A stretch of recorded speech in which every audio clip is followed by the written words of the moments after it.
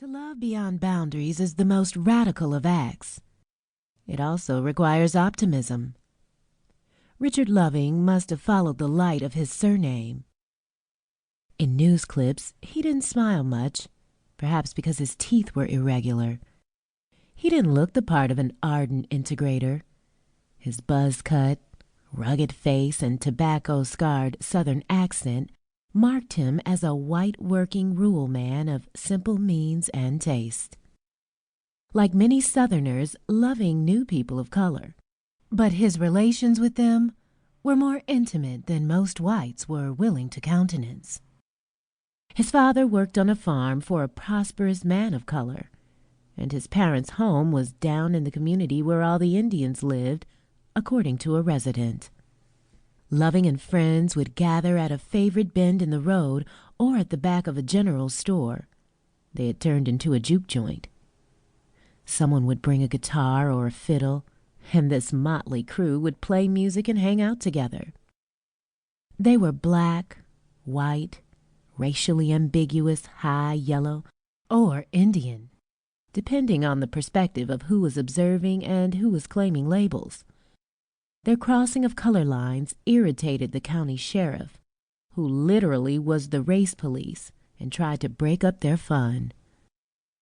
Loving was perhaps the most culturally dexterous among this group. He could blend in with anybody, people said. He was playful and lived the life he wanted, loved the red-brown girl he wanted, drag race cars with his high yellow friends. In the 1950s in Central Point, Virginia, a hamlet with a penchant for race mixing, he and others willfully defied the old Jim Crow. Mildred Jeter Loving accorded with central casting. In a documentary about the couple and the Supreme Court case that she and her husband brought 50 years ago, she played herself better than any actress could. She was dignified, slender, and pretty, with a quiet voice that made people lean in to hear her. Richard called her Bean, short for string bean. She dressed like the housewife that she was. Her short, bobbed hair was fuzzy at the roots, but ended in shiny curls that betrayed either her complicated lineage or the pressing comb.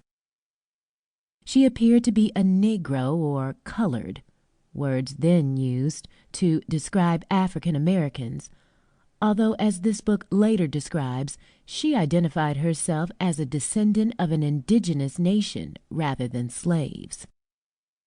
In 1958, Mildred and Richard were arrested and jailed for the felony crime of marrying.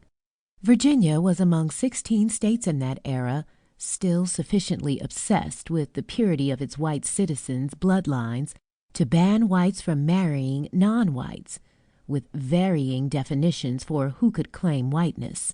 From 1661 until the Supreme Court ruled against such measures in the Loving case, 41 states had enacted statutes that penalized interracial marriages.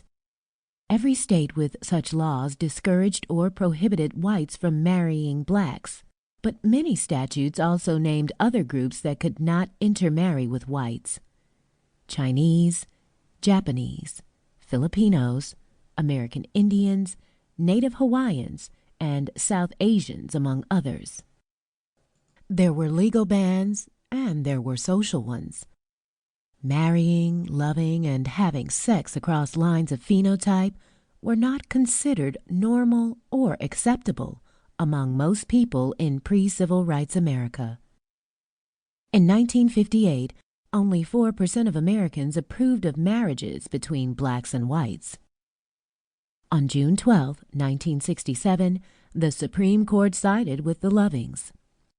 The Civil Rights Revolution had roiled from a Woolsworth lunch counter in Greensboro, North Carolina, to 1,000 similar nonviolent protests in over 100 Southern cities, resulting in over 20,000 arrests.